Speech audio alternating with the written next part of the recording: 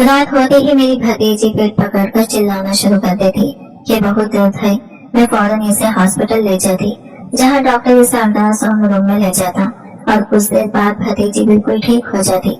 लेकिन मुझे बहुत हैरत होती जब डॉक्टर हर रोज बगैर दवाई के वापस भेज देता। अब मुझे शक सा हुआ। एक दिन भतीजी का बुर्का पहनकर जो ही अल्ट्रासाउंड रूम में गई तो मेरे माँ बाप बचपन में ही वफात पा गए थे और मेरा इकलौता भाई और भाभी थे और मेरी एक 17 साल भतीजी थी। मेरी अपनी कोई औलाद नहीं थी। जब मेरी भतीजी 17 साल की थी तो मेरे भाई भाभी एक हादसे का शिकार में वफात पा गए। मैंने अपनी भतीजी को बहुत लाड प्यार से रखा और इसकी हर ख्वाहिश पूरी की। वो मेरे घर मेरे साथ ही रहती थी। एक दिन मेरी भतीजी ने इंटरमीडिएट के इम्तिहानात पास किए तो ये की जिद लगाई कि शहर जाकर डॉक्टरी की पढ़ाई करनी है। मैं इसकी बात सुनकर परेशान हो जाती कि आजकल जमाना भी बहुत खराब है और घर से बाहर तो कभी नहीं निकली सिवाय स्कूल और कॉलेज जाने के, तो इतने बड़े शहर में अकेले कैसे रहेगी। लेकिन इकलौती भतीजी होने के नाते मुझे इसकी हद से तजवीज थी और मैंने ठान ली कि अब मुझे अपनी भतीजी को डॉक्टर बनाना है। मैंने अपने शौहर से इस बारे में बात की तो मेरे शौहर ने भी बिला झिझक इजाजत दे दी। मेरी भतीजी बहुत खुश थी कि अब वो अपने ख्वाबों को पूरा करने के लिए शहर जाएगी, वहाँ पढ़ेगी और अपने ख्वाबों को पूरा करेगी। शहर की यूनिवर्सिटी में इसका दाखिला करवाया और इसे हॉस्पिटल में भेज दिया। मेरे दिल में 100 तरह के वसवसे थे, मगर फिर भी दिल बड़ा करके इसे भेज ही दिया और बहुत ज्यादा पैसे भी लगा। अभी तो आगे और ज्यादा लगना था। मैं घर में काफी परेशान रहती। अपनी भतीजी को लेकर मेरे दिल में धड़का सा लगा रहता था कि कहीं कुछ गलत ना हो जाए। फिर एक दिन रात के वक्त मेरी भतीजी का फोन आया तो वो बहुत ज्यादा रो रही थी। मेरी तो जान ही निकल गई और रोते हुए बस एक ही बात की रट लगाई हुई थी कि इसे हॉस्पिटल में नहीं रहना, इसे घर वापस आना है। मेरी तो रूह फना हो गई। मुझे कुछ समझ न आया कि मैं क्या करूं। मेरा शौहर भी काम के सिलसिले में बाहर गया हुआ था और मेरी भतीजी की हिचकियां भी उलझ में थी। मैंने अपनी भतीजी को तसल्ली दिलाई कि मैं इसे लेने के लिए आ रही हूँ, बस वो चुप कर जाए और बताए कि क्या हुआ है। लेकिन इसने मुझे कुछ नहीं बताया और इतना ही कहा कि इसे हॉस्पिटल में नहीं रहना। मैं बेहद हैरान परेशान थी कि आखिरी 2 महीने में ऐसा क्या हो गया जो मेरी भतीजी हॉस्पिटल में इस कदर परेशान हो गई और वापस आने की जिद कर रही है। मेरे शौहर काम से वापस लौटे तो मैंने इन्हें सारी बात बता दी। वो भी परेशान हो गई क्योंकि गांव से इस वक्त शहर जाने वाली कोई बस नहीं थी। मैंने अपनी भतीजी को दोबारा फोन किया और इससे कहा कि हम तुम्हें अभी लेने नहीं आ सकते क्योंकि इस वक्त कोई बस शहर को नहीं जा रही। इसने अपनी हिचकियां दबाते हुए कहा कि आप लोग मुझे सुबह आकर ले जाएं। अगले सुबह हम दोनों मियाँ बीवी भतीजी के हॉस्टल रवाना हो गए। वहाँ जाकर हमने देखा कि हमारी भतीजी की हालत शदीद खराब थी। वो बुखार में मुब्तला थी और इस वक्त गंदगी में थी। मैं इसके करीब बैठी इसका कंधा हिलाया और इसको पुकारा तो मेरी आवाज सुनते ही इसने अपनी आंखें खोली और मुझे देखते ही ज्यादा खता रोने लगी। इसकी हालत देखकर मैं और ज्यादा परेशान हो गई। तब तो मुझे यकीन हो गया था कि कुछ न कुछ तो हुआ है। मैंने इसे मोहब्बत से पुकारते हुए कहा, बेटा क्या हुआ है तुम्हें? इसने अपनी आंखें नीचे कर ली लेकिन जबान से एक लफ्ज भी ना अदा किए। मैंने बहुत इसरार किया लेकिन इसने मुझे इतना ही कहा कि इसे कुछ नहीं हुआ, इसे हॉस्टल में नहीं रहना, मुझे घर वापस जाना है, मेरा आप लोगों के बगैर दिल नहीं लगता। ये बात बहुत अजीब थी कि 4 महीने हॉस्पिटल में रहने के बाद मेरी भतीजी कह रही थी कि इसका हॉस्पिटल में दिल नहीं लगता। मैंने अपने शौहर को कहा कि परेशानी की कोई बात नहीं, बस बच्ची हॉस्पिटल में रहते हुए थोड़ी घबरा गई है, कुछ दिन के लिए हम इसे घर ले चलते हैं। हॉस्टल इंतजामिया से बात करने के बाद मैं अपनी भतीजी को कुछ दिनों के लिए घर ले आई। घर आने के बाद भी इसकी हालत ठीक नहीं हुई बल्कि मजीद बिगड़ती चली गई। इसको शदीद बुखार था और वो दिन ब दिन कमजोर होती जा रही थी। बहुत सारे डॉक्टर से इसका इलाज करवाया लेकिन इसे कहीं पर भी आराम नहीं मिल रहा था। तकरीबन 10 दिनों बाद इसकी हालत थोड़ी बेहतर हुई तो हम मियाँ बीवी के दिलों को भी चैन आया। मेरी भतीजी बहुत खुश इखलाक की मालिक थी लेकिन जब से वो बीमार हुई थी हर वक्त अपने कमरे की लाइट बंद करके अंदर ही पड़ी रहती। आज भी इसे कमरे से बाहर लेकर आई और धूप में बैठने के लिए कहा। कुछ देर तो वो मेरे सामने बैठी रही लेकिन इसने कोई बात नहीं की। पहले तो वो सारा दिन मुझसे बातें करते हुए थकती ना थी और अब इस कदर खामोश हो गई। अब तो मुझे चाहता था कि आखिर हॉस्टल में ऐसा क्या हुआ है जिसने मेरी मासूम सी बच्ची को मुरझा कर रख दिया है। कुछ दिनों तक इसकी हालत बहुत बेहतर हो गई और वो बिल्कुल ठीक होकर पहले जैसी हो गई। इसको सेहतमंद देखकर हम दोनों मियां बीवी का खून बढ़ गया। मेरी खुशी की कोई इंतहा न रही कि मेरी इकलौती भतीजी पहले की तरह सेहतयाब हो रही है। मुझे ये भी था कि इसकी पढ़ाई का भी बहुत हर्ज हो रहा है, लेकिन इसकी पढ़ाई सेहत से ज्यादा जरूरी नहीं थी। जब वो बिल्कुल ठीक हो गई तो मैंने इससे कहा कि बेटा, अब तुम्हें यूनिवर्सिटी वापस जाना चाहिए, तुम्हारी पढ़ाई का बहुत हर्ज हुआ है। मेरी बात सुनकर वो बहुत परेशान हुई। मुझे इसकी परेशानी समझ न आई। कुछ देर के बाद वो बोली कि आप ठीक कर रहे हैं, मुझे वाकई ही वापस जाना चाहिए। जब मैं इसके कमरे में गई तो वो तकिया मुंह पर रखे जानो खता धोने में मशगूल थी। मैं जल्दी से इसके पास गई, इसके मुंह से कपड़ा हटाया और इससे पूछा कि क्या हुआ है तुम्हें। कहने लगी कि मेरे पेट में बहुत शदीद किस्म का दर्द है जो कि नाकाबिले बर्दाश्त है। मैं जल्दी से इसे चादर उड़ाकर अपने गाँव के क्लिनिक आ गई। डॉक्टर ने इसे चेक किया, इसे दवा दी। कहने लगा कि ये दवा खाने के कुछ देर बाद ही बिल्कुल ठीक हो जाएगी। घर आकर मैंने इसे दवा खिलाई। थोड़ी ही देर के बाद जब मैंने इसकी तबीयत पूछी तो कहने लगी कि मुझे अब ज्यादा दर्द नहीं हो रहा, मेरा दिल अब हर वक्त बेजार रहने लगा। मेरी एक ही भतीजी थी और मेरी अपनी औलाद तो थी नहीं। मैंने इसे औलाद से भी बढ़कर पाला था और वो भी हर वक्त बीमार है। ये सोचकर मैं बहुत गमज़दा हो जाती। अब तो ये रोज ही होने लगा। इसके पेट में शदीद दर्द उठा। मैं इसे क्लिनिक लेकर जाती। क्लिनिक में डॉक्टर अल्ट्रासाउंड वाले कमरे में 10 मिनट तक इसको चेक करता, दवा देता। कुछ देर तक वो ठीक हो जाती, लेकिन कभी कभी मुझे लगता कि दाल में कुछ काला जरूर है। लेकिन फिर मैंने अपनी सोच को झटक दिया। मेरे शौहर ने मुझे कहा कि तुम्हारी भतीजी की अब शादी की उम्र है, वो हॉस्टल जाना नहीं चाहती, आगे इसे पढ़ना नहीं है, तो हम ऐसा करते हैं कि इसकी शादी कर देते हैं। मैं परेशान थी कि मैं अपने शौहर को कैसे बताऊं कि इसकी तो सेहत ही खराब है, हर वक्त इसके पेट में दर्द रहने लगा है। लेकिन मैंने अपने शौहर से कोई बात नहीं की और इनकी हाँ में हाँ मिलाई। एक दिन मेरे शौहर ने मुझे कहा कि इनकी दोस्त का बेटा डॉक्टर है, वो हमारे घर रिश्ता लेकर आना चाहता है। मैंने कहा ठीक है, आप बुला लें। रिश्ता देखने के लिए लड़के की माँ और लड़का आया था। हमें लड़का बहुत पसंद आया और इसका शहर में घर था, लेकिन वो रिश्ता किसी अच्छे गांव वाली सुलझी हुई लड़के से करना चाहता था जो इसका घर अच्छे से संभाल सके। और फिर मेरे शौहर तो इनके दोस्त थे, तो हमें भी कोई एतराज नहीं था, न उन्हें कोई एतराज था। हम लोग ने रिश्ता पक्का कर दिया। 2 महीनों के बाद शादी की तारीख भी तय हो गई। मेरी भतीजी एकदम से बिल्कुल ठीक हो गई। इस बात ने मुझे हैरानी के साथ साथ खुश भी कर दिया। और फिर वो दिन भी आ गया जिस दिन मैंने अपने भतीजे को रुखसत कर दिया। इसके जाने के बाद हमारा घर बहुत वीरान हो गया। मेरी भतीजी हमें मिलने के लिए 1 महीने के बाद आती। मेरे पूछने पर वो हमेशा यही कहती कि मैं बहुत खुशखुरम हूँ। इसकी ये बात सुनकर मैं भी पुरसुकून हो जाती। फिर एक दिन एक फोन कॉल ने मेरे पांव तले से जमीन खींच ली। वो फोन मेरी भतीजी के ससुराल वालों की तरफ से था। हम लोग जैसे ही मेरी भतीजी के ससुराल पहुँचे, मेरी भतीजी ने बताया कि मेरी सास सुबह की गई हुई है और अभी तक वापस नहीं आई। पूरा मोहल्ला छान मारा, किसी ने इसे सुबह से नहीं देखा। हम लोगों ने दोबारा पूरा मोहल्ला छान मारा, लेकिन भतीजी की सास कहीं ना मिली। मेरे शौहर ने अपने दोस्तों के जरिए पुलिस वगैरह से भी राबिता किया।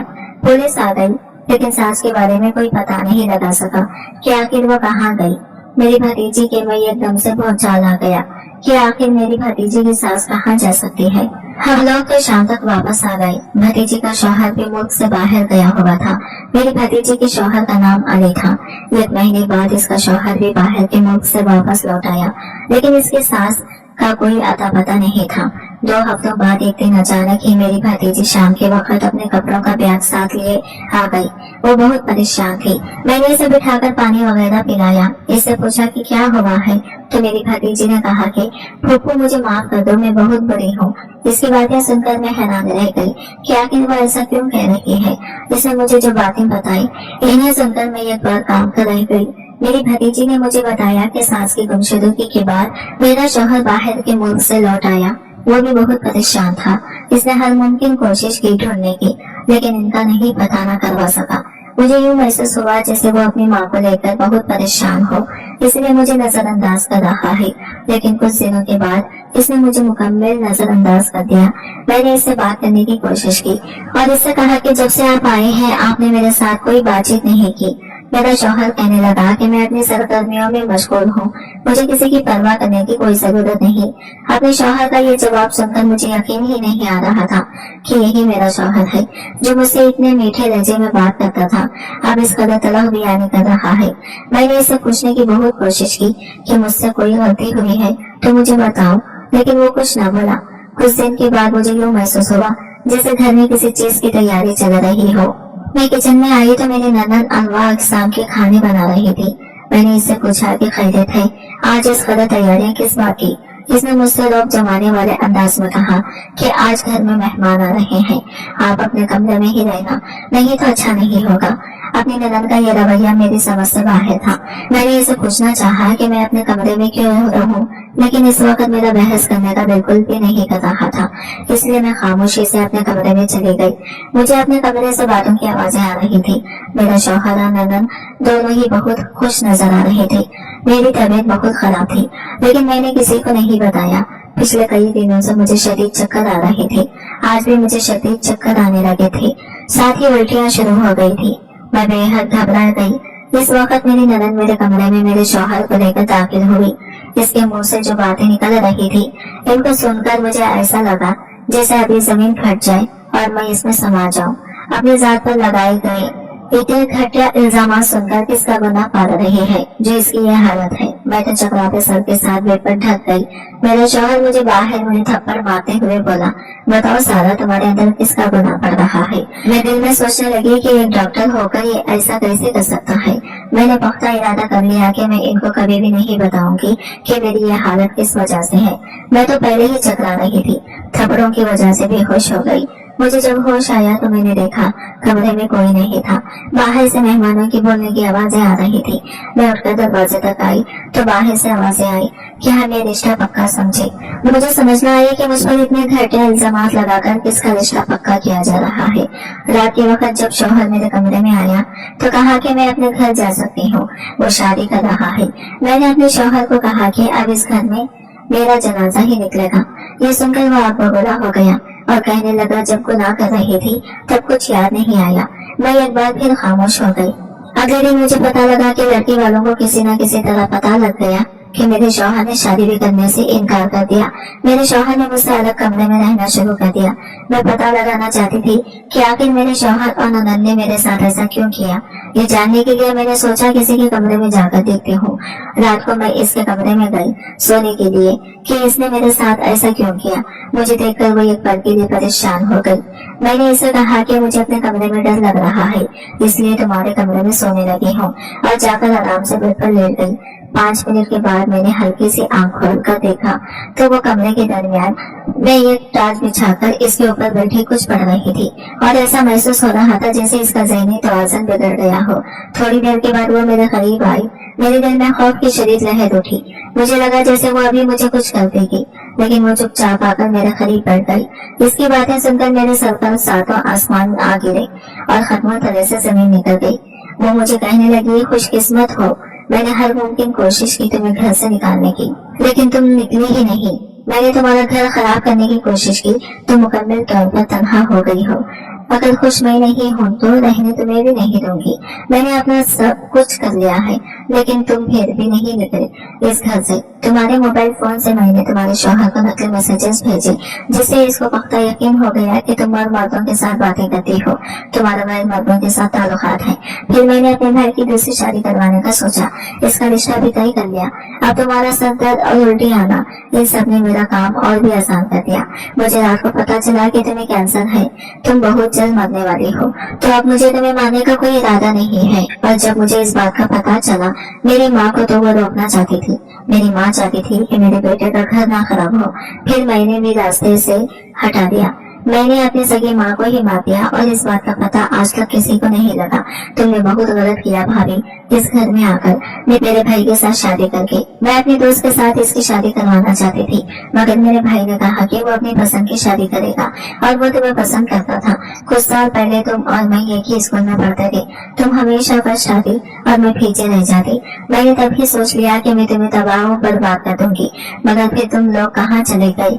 इसके बाद जब तुम भी आकर इस घर में आई, तुम्हें देखते ही मैंने कहा कि अब तुम नहीं बचोगी। और देखो मैंने तुम्हें तबाह किया। अपनी ननद की इतनी भयानक बातें सुनकर मैं दंग रह गई, पर खामोश रही। मुझे मुकम्मल यकीन हो गया कि मेरी ननद एक साइको पेशेंट है। बचपन की बातें मुझे तो याद नहीं थी और इसने तब से ही मेरे लिए अपने दिल में बगस पाल रखा था। इस कमरे में आते ही मैंने सबसे पहला काम ये किया कि जिस वक्त मेरी ननद मेरे पास बेड पर आकर बैठी, मैंने आंख बंद करके अपने मोबाइल का रिकॉर्ड ऑन कर लिया। इसकी सारी बातें रिकॉर्ड हो गई। मैंने सारी बातें अपने शौहर को भेज दी। अपनी भतीजी की तमाम बातों ने मेरे दिल को गम से भर दिया। इसके बाद मेरी भतीजी कहने लगी, फूफू मुझे माफ कर दे, मैं बहुत बुरी हूँ। मैंने आपको धोखा दिया और देखिए बदले में मुझे भी धोखा मिला। मेरा शौहर मुझे कॉलेज के बाहर मिला था, मैं इसे पसंद करने लगी। जब मुझे पता चला वो शहर में रहता है, मैंने आपसे जिद की कि मुझे शहर में पढ़ना है। मैं शहर पढ़ने चली गई। वहाँ मैं रोजाना अपने डॉक्टर शौहर से मिलती। फिर एक दिन इसने मुझे बताया कि वो मुझसे शादी करना चाहता है। मैंने भी हाँ कर दी। अब मैं आगे नहीं पढ़ना चाहती थी, इसलिए मैंने इतने दिनों तक बीमारी का नाटक किया। और जब मेरे पेट में दर्द हुआ तो क्लिनिक जाने लगा। वहाँ मैंने देखा अंदर क्लिनिक में अली बैठा है। वो अपने किसी दोस्त डॉक्टर की जगह पर आया था।